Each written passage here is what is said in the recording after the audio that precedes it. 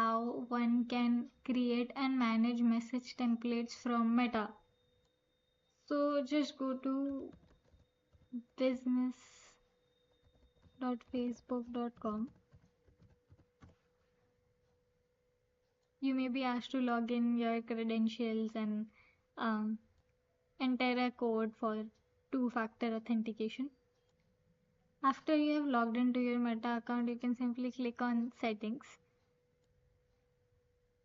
And here you will be able to find WhatsApp accounts. So essentially, the number that is linked to the Meta account can be seen here. And if you scroll down, you can see WhatsApp Manager.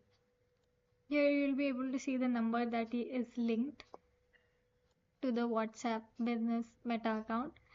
And under message templates, you can see manage templates. Click on that. Once you click on that, you will be able to see the screen where you can see all your previously created templates, and you can also additionally create a template from here. Here you will be able to create your templates. You can see additional types of templates as well.